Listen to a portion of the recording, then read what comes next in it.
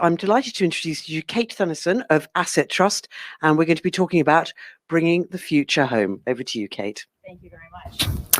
ASOS versus Marks and Spencer's. Spotify versus Tower Records or Woolworths. Amazon versus Barnes & Noble. I could go on. There are plenty of examples of old line firms who have been beaten to the punch by their digital adversaries. But is it really about the digital? We would actually argue it's about the data and using that data to effectively and successfully connect to your digital audiences. That way you start to know your customer better. You can start to do some behavioral analysis, and then you can predict and anticipate what they want. So we will be talking about that today. I am lucky to be joined on the stage by two folks from Outra and Heylo, which are part of our portfolio companies at AssetTrust. Giles, would you like to introduce yourself? Yes, I'm Giles Mackay. I'm the CEO of Outra and the chairman of Heylo. Thank you. Alex? Hi, I'm Alessandro Pinto. I'm the chief data scientist at Outra. I was previously director of data and AI at Alexandre, and previously an academic career as a university professor and researcher for more than 13 years. Thank you both. Alex, maybe I'll start with you, just so that everybody understands. What is Outra? What are we trying to achieve at Outra? Okay, so Outra is a data science-centric PropTech. Delivers value to our customers via products and services that are centered on our unique data sets. And I really need to emphasize this unique because we have a data set that is absolutely unique. There's no one else in the UK with this particular kind of data. And we develop machine learning data science models on top of this unique data set to predict consumer behavior, if you will. I must add that our data set is fully GDPR compliant, obviously, so we don't have information about people. We have information about the households, so that's different. So Outra produces and generates value to our clients by either selling custom-made data sets for the clients at hand, or by generating campaigns, lead generation campaigns for targeting, for marketing purposes. And these are first and foremost centered on the real estate vertical, but also to other adjacent verticals, for example, insurance or telcos that are associated, they are around the real estate, if you will. And lastly, we also produce specialized reports for real estate investors, for example, so they can have the better insights on how and when to invest. And so if we dig into that a little further, taking that unique data set you talked about, what are you and your team actually doing with it? What sort of models and sort of work is coming out of Outra? Okay, so this data set, well, it's actually a conjunction of data sets on every single household in the UK. So almost 30 million households. We have information about each one of them, and obviously I have access to publicly available information. And we build all kinds of propensity models so we can have a good estimate of when someone is, some households, the inhabitants of some households are most likely to move from that particular house, or when are they likely to buy another house or to sell their house or to list their house for renting. So that's one kind of example, and also can leverage that to produce the marketing campaigns, to at least the targeting. We can do this kinds. Actually, from this data around the real estate and the particularities of each household, there's so much we can infer within a very interesting error rate, a very small one actually. The consumer behaviors not necessarily tied to the real estate. So if I were a brand and I approached Outra, are you helping me find new customers? Are you finding Yeah. like lookalike audiences or? Yeah. So you know the saying, "Birds of a feather flock together." Yeah. We can discover what kinds of birds there are and what are their common behaviors. So yes, we can find the lookalike audiences. So we can, if you as a customer of Outra tells us, here are my clients, we can find other people or other households that most likely look like your clients, and so they are very good candidates for buying your products or services. Gotcha. So it sounds like that's the simplistic way to describe it. I was going to say, it sounds like you're helping sort of clean up the funnel, right? You're getting rid of the waste and sort of really focusing on people who have that, as you mentioned, Precisely. propensity. Precisely. So you take out the first one or two slices of the funnel. So you reduce the targeting. You don't waste targeting on audiences which won't be interested in your product anyway. So you just skip that part altogether. So we are much more focused on the households who are much more likely to be interested in what you have to sell, products or services. Wonderful. And so Giles, tell us a little bit about Heylo, because I think that's the case study we're going to use to show how this might work. Yeah, well, I'm super lucky in the sense that I love housing and I love data. And quite a lot of people would wonder how you put those two together and make them even vaguely interesting. But what everybody forgets about is that housing is actually a consumer product. It's really a direct-to-consumer product. And a house builder, if it builds a new house, is going out there and really trying to sell to somebody who can afford a house. And that's super topical right now. Everybody's potentially, maybe not you guys, but a lot of people moving out of London. They're going to try and find something with a garden. They probably trying to find something that has a study, an office that they can work in. And everyone's looking for more space. That's the reason why we have a housing boom going on right now. So, but the type of housing that Heylo does is very specialized, part rent, part own. And everybody who is under 40 and is not yet managed to afford to buy a home, maybe doesn't want to, but anybody who does want to buy a home is plagued by the issues of rapidly rising values, low affordability, low levels of deposit, not being able to get a mortgage because of affordability purposes, and shared ownership fixes some of that. So what does it do? Exactly the same type of houses, exactly the same type of property that you would buy. Nearly, pretty much, we do nearly all new build, and we work with existing house builders. And the house builders build a property exactly like the one next door, and then we sell it to a shared owner. So what does that mean? Part rent, part own. So instead of owning the whole thing, you might own half of it, or you might own 10% of it, or you might indeed own 90% of it, but you can choose which percentage you want to buy. But let's say 50%. So you buy a half and you rent a half. You buy a half with a mortgage in the normal way, but of course, because you already bought half of it, you pass all the tests.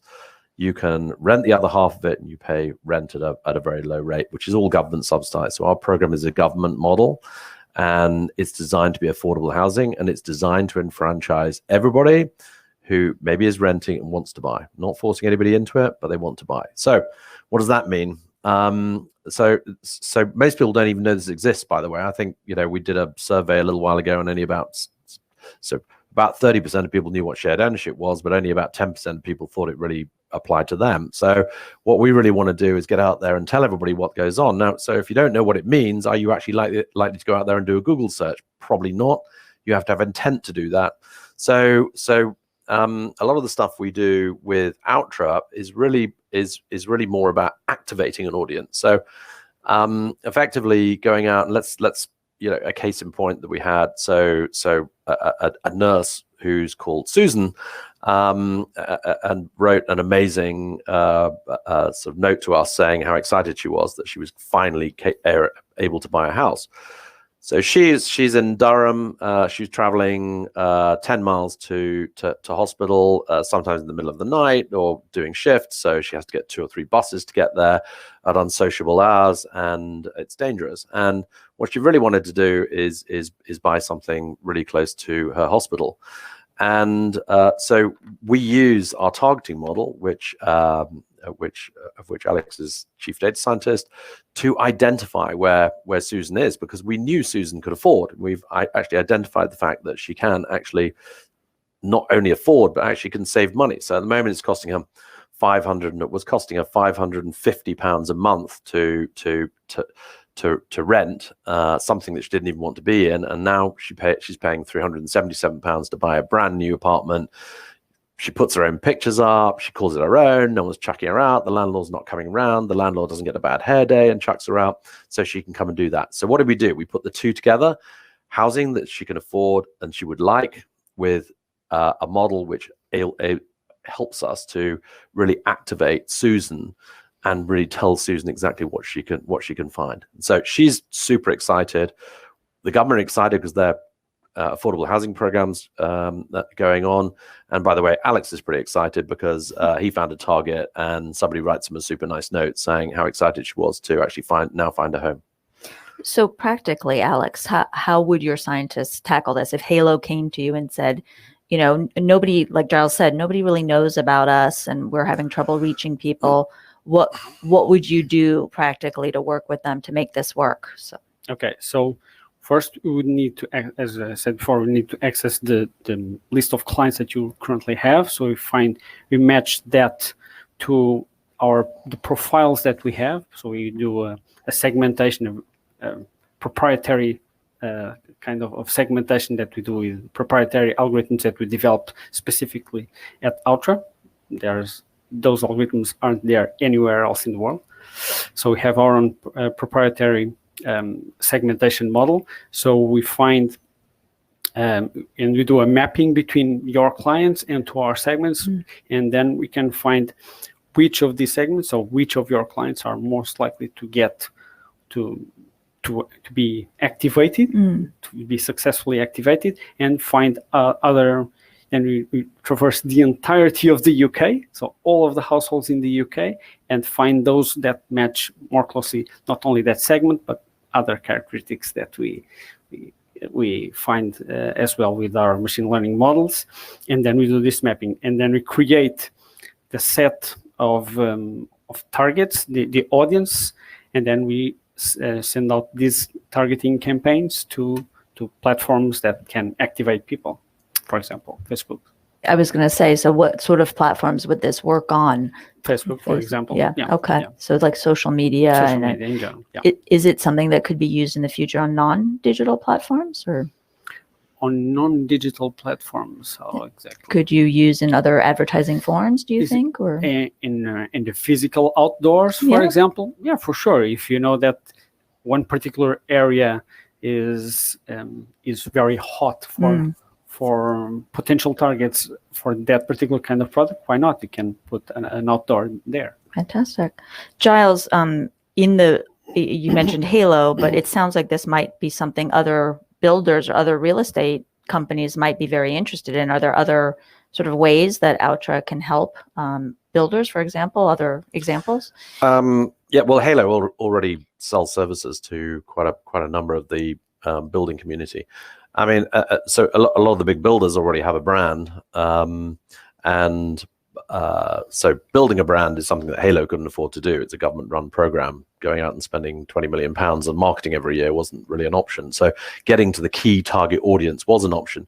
If you have got a brand, then what you really want to do is make sure you're not wasting marketing dollars on going to the wrong person. So I think digital activation is all about, if you get it right, it's all about making sure you've got the right product, the right time, to the right person, and hopefully at the right price. And the people who really win in this marketplace are the people who can actually do that. So allowing a house builder to actually gain some of the tools that you might normally associate with, well, Facebook itself or an Amazon, enables everyone to be pretty happy, because the builder's spending less money and everybody else is happy with not being targeted with stuff they don't want to have a look at, but being targeted with stuff that really makes some sense to them.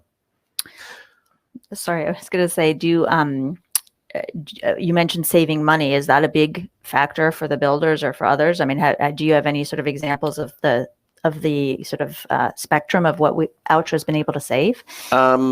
Yes. So for media cost for a regular house builder. I mean, it's quite old school. What most people don't realize, I guess, is that actually new home sales, and I talk about new home sales. Actually, we could be talking about anything here. It doesn't have to be housing. It could be anything that goes to a consumer. But housing is really the thing we're here to talk about today. But essentially, housing has a 1.85 billion a year marketing budget.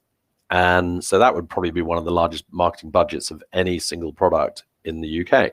Half of that budget, so half of it would be for your show home, etc., and staff people to take inquiries, but half of it's on media costs. So let's say £1,800 per property. And using our targeting model, we managed to find a reservation for £180 in terms of overall media cost. So a 10 times is a saving of 90%. Which is a real that's a pretty big saving. And what I would say is that actually hardly anybody's really interested in digital unless it does something specifically for you, and it has to save some money, get to a different audience, or do it more quickly.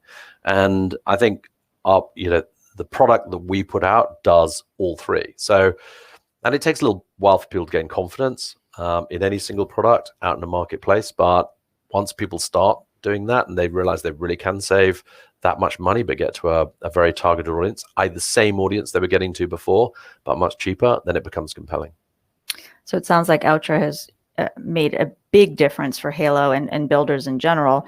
Alex, are there difficulties as you think about this? Sort of what are the things that you worry about in the data science world as you work on these models and these campaigns? Well, there's always the competition. Right now we don't have that much competition, but there's always the spectrum of more competition coming up. But I'd say getting good quality data, besides the data that we already have, which is a very high quality, it's always important to keep on enriching our models with more data, not only in quantity, but in quality and diversity, especially data from other data sources that are not necessarily real estate related, but they can be adjacent to real estate. That really can help our models can enrich our models and help have an even more focused picture of what the different personas, if you will, or kinds of clients there are, the different kinds of words I was talking about. So getting data from more diverse sources is always something that we are on the lookout for. Despite that, or besides that, I'd say it's just a question of keeping on developing and innovating, but that's something that we do every day. So we always have a roadmap for innovation for our different models, be it the supervised or the unsupervised, or the clusterings, segmentations, and the propensity models, our targeting, etc. So have now more than 40 different models, I guess. So it's quite an interesting volume of models and the complexity of the solution, and have a roadmap for the evolution of each of them. So it's just a matter of keep on innovating and innovating. That's what we do best, and that's what we love to do. Yeah. Giles, you mentioned people don't want to use digital unless it really does something for them. Has it been a tough road to sort of convince builders to try Outra, or how has that worked? Well, I always think it's a tough road to convince anyone to do anything, really, isn't it? I mean, everybody really, ideally speaking, would carry on doing what they were doing unless for some reason they weren't liking what they were doing. But most people have got in the groove and they do like doing what they're doing. So, I mean, the disintermediation that we get, a lot of which we've seen. I mean, the pandemic is a massive interruption in our lives, and I think everybody's seen the performance of digital in the context of just the increase in the level of prevalence of products which most people are buying online, partially because they had to, but actually what a lot of people got used to was the fact that actually it wasn't that bad after all. I mean, maybe people were at home to receive their deliveries, but they kind of liked their deliveries. And you saw through this period food, Amazon going crazy. Nearly anybody who was online was doing insanely well, and nearly anybody who was offline was just losing out even further. And that great big divide is just going to get further accentuated. I mean, this isn't just a trend. This is just a disruption. And so for a house building marketplace, which is probably one of the more traditional spaces you might ever see, to actually engage in this is yes, it's a challenge. But and also I would say one of the main, if anybody's been involved in any digital activation of anything, attribution is a massive issue too. So does anybody really know where this lead came from? So the fact that Susan calls up the fact that Susan sends a note or calls up Heylo or fills in a form that means you can get contacted by Heylo. I mean, do you even know where that came from?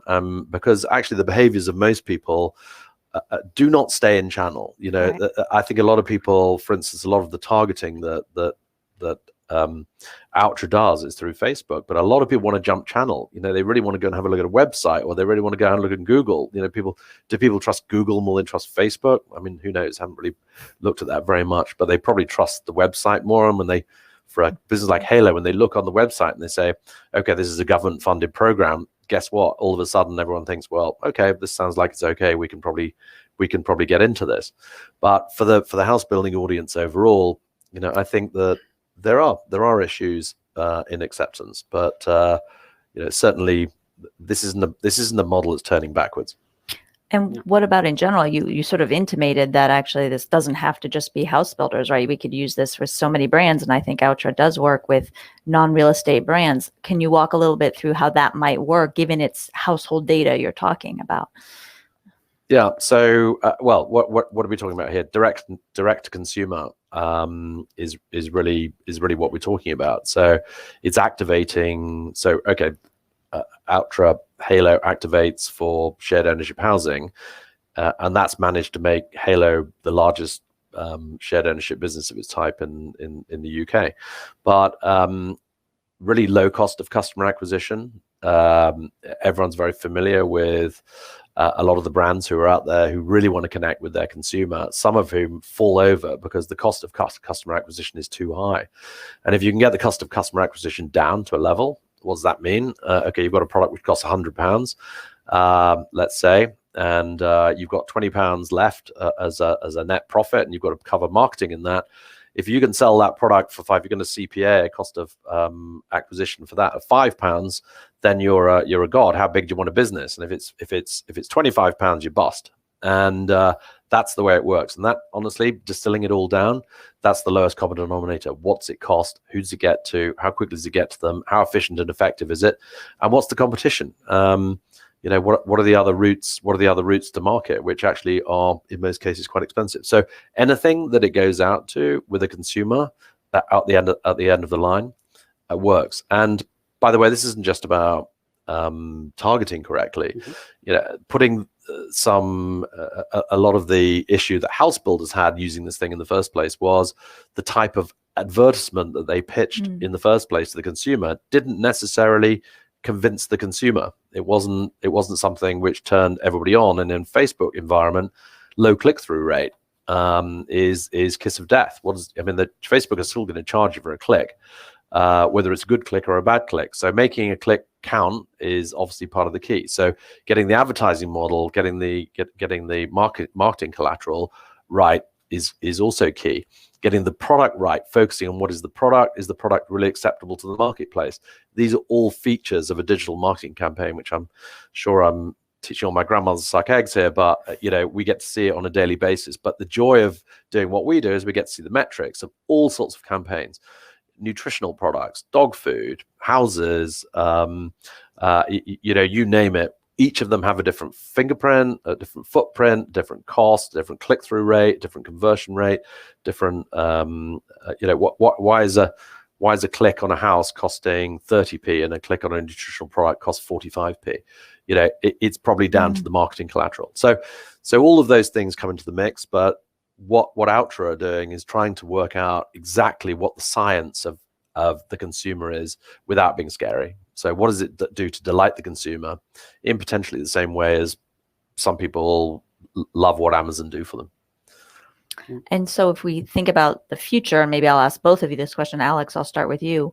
Where do you see Outra going? What is the future for Outra from a data science point of view? Okay, from a data science point of view, it's really owning this space, this data science-centric space in the real estate, first and foremost. Mm-hmm. And in the immediately adjacent space verticals for the real estate investors, for example, for the telcos, insurance, etc. Regarding data science itself, is really keeping on developing and innovating with new models, new algorithms that really do make a difference. And obviously, we only do release them when we do A/B testing and prove that they actually do improve upon the results that we've had previously. From the data science perspective, that's the future, is keeping on innovating, keeping on being the number one in innovation in data science for the real estate and adjacent fields. And Giles, from sort of a business point of view, where do you see Outra in 5 years? What are the dreams there? Well, Outra has to get better and better. It's an AI machine learning tool. Normally the first result you ever get is going to be the worst one you're ever going to get, because you're starting on a learning process. So as we've all been through learning processes, the first essay you put in typically is the worst, and it all gets better from then on. So Outra is the same thing. We've got the academic here, of course. Don't send him essays typically, but it marks our work up. So my job really is to get more and more data, GDPR compliant data, so that more relevant data, so that actually Alex can hone his product. But that's also about understanding a marketplace. So really every marketplace is different. It's evolving. It changes all of the time, especially right now. And being able to really understand marketplaces and understand what it is really that they want is absolutely key to developing Outra. And because a lot of you may be turning around and saying, well, Outra just sounds like a poor relation to Facebook, actually. But if you, because a lookalike audience in Facebook actually is a pretty good audience, let's face it, and has pretty good metrics around it. But if you can specifically design a product-based model that works with all the best things that the Facebooks and the Googles provide as well, and you can harness those models, but in a very specific format, does this actually give you as a brand the ability to have your own Facebook or Google engine? Because actually that's a very empowering proposition that's got a fingerprint specifically for your audience that want to be delighted by your product. Or they don't want to be delighted by your product, they don't want to go there, in which case you don't target them anymore. So that's the key as far as I'm concerned. To get that right means that Outra can be a big business. It's already helped Heylo be the largest business of its type in the UK. And, I talk, because I have this regulated housing business, I talk to government types all the time. And, everybody's interested in research as well. So research that counts, demand-led research, which hardly anybody can actually get hold of without some level of difficulty. So actually the performance of a digital marketing model gives very significant insights into the quality and depth of product, and that includes where government should put its money. So top to bottom, I think Outra could inform, help, aid, and hopefully delight audiences. And if it does all of those things, it can grow. If it doesn't do all those things, it's going to die, just like anything else that does that stuff. Well, assuming that Alex gets it all right, it sounds like the grow part might come true, right? So far, so far so good. So far, so good. Well, thank you very much, both of you. That was really interesting, and really appreciate both of you being here. I think we'll open it up for some questions now. So, yes, sir. Oh, hang on. I think they're bringing you a microphone there. Hello. Thank you. A really fascinating discussion there. Well, I suppose I have one question to Giles and one to Alex. Giles, at a sort of very high level, you have this data sets working with government and at population level.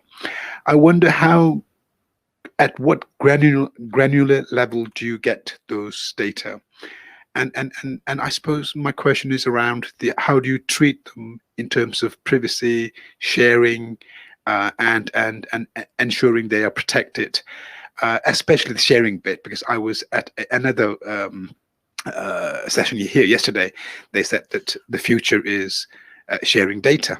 How do you what's your policy on that, basically? And to Giles, and to Alex, in your intro you said you come from academia, and I represent a UK university today now, and I think future is collaboration, right? I wonder what's your plan, strategy on reaching that level in 5 years' time, where you emphasize on research collaboration with universities who are now really leading this disruptive technologies, having that sort of startup approach in doing a very modern way of doing research with industry. What's your take on that?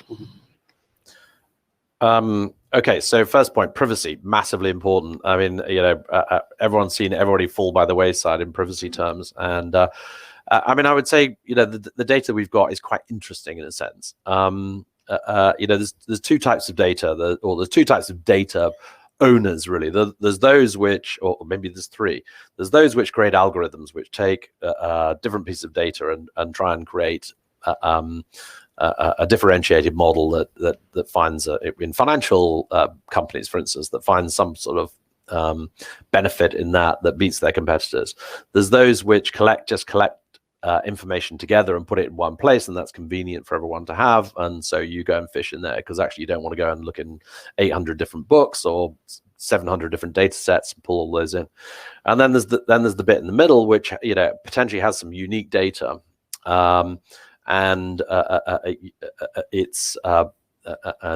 Everybody worries about the fact that unique data is in some way scary or GDPR. In reality, in housing, every single piece of data that's there effectively is shared. So you can find out every single piece of data. So like for instance, I don't know where you live, but if I knew where you live, I could certainly work out what you paid for your house, because I just go on the land registry and have a look. I know I go in the census and I can probably go and have a look and see, broadly speaking, what the demographic was in your area. So what people earn normally in your area, down to quite granular levels, every 10 or 15 houses. So I don't think we've got any data that actually is specifically sort of scary. So the sort of stuff that nobody actually gives us any information, any personal information of any kind, and we don't get any. So the data that we use, which is demographic, we normally buy GDPR compliant data. We put that together with the unique property data sets we've got. And I think one of the competitive advantages we've got right now is the fact that the house is so centric to everybody's life that if we know more about the house, they might all be privately a publicly available piece of information, but if we know more about the house and we can put all those bits of the jigsaw puzzle together, we can kind of work out what people potentially want. And that's really what our data sets are. Yeah. Well, we use it for the purposes that you're talking about. I mean, Alex used the birds flying together, and we all walk down the street and we see couples walking down the street, and somebody's two geeks walking together, two goths walking together, two preppy people walking together. People do follow a pattern, and as long as you can kind of work out what that pattern sort of feels like, then essentially you can start to create consumer patterns which are not scary. They're just patterns of behavior that people in that demographic are likely to follow, not are going to follow, likely to follow. And the sort of stuff that one of the reasons for having somebody who's so highly qualified in Outra is because the ability of data scientists to be able to put this together and make something of it, which wouldn't mean very much to anybody else, ends up making it useful. So regarding your question, indeed, that is something that has been on our roadmap. I've had that role as well in my past. Even after academia, for example, at Accenture, I was also the liaison to several universities. So for sure, it does not only make sense, but it's something that we want to pursue to establish a stronger connection to the academic environment in the UK, in London in particular, and to create collaborations, I would say, for example, even co-supervision of MSc theses or PhD theses, and so bringing the innovation that comes from the labs in the universities into Outra, and in reverse, Outra can provide a concrete use cases, concrete scenario where these innovations can act upon. Okay, so for sure, a strong collaboration between the academia and Outra is something that we are very much looking forward to. Yeah. Which university are you representing? Sorry? Swansea. Yeah, well, they've certainly got a lot of data in Swansea. So a lot of government data in Swansea. I used to publish with some folks here in the UK, so I have some connections. We got a few questions in actually from our online audience. Giles, this might be a perfect one for you with your deep expertise in real estate. How do you see the real estate trends changing in the next couple of years due to COVID, due to millennial behavior, for example, the slowdown of income growth, savings, and willingness to buy property?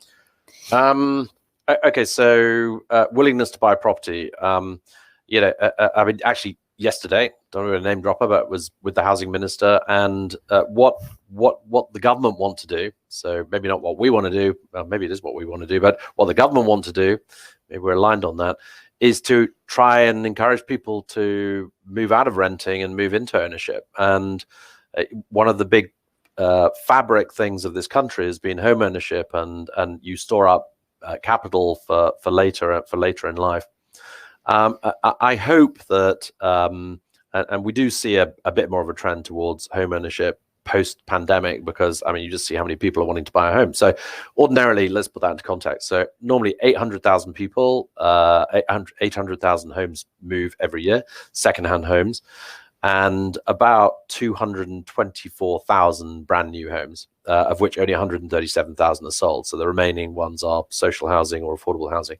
So that's not very many, but actually this year, twice that amount. So two times the amount of people, okay, not new build homes because they can't build them quick enough, but secondhand homes, twice the amount of traded that would ordinarily trade in the marketplace. So who's buying those homes? Haven't got a demographic just yet, but I bet a fairly significant number of that demographic is younger people. And to some extent, I mean, I've got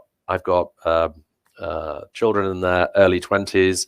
I'm trying to encourage them to think about getting to home ownership. Maybe just not yet, but a little bit later. And I think it's a good saving for the future. And actually, it's the best saving. Okay, you might invest in Bitcoin, which may or may not be a much better investment in the short term. But actually, if you calculate, you don't have to pay tax on the increase in your house, and it's been the best performing asset of anything for the last 40 years.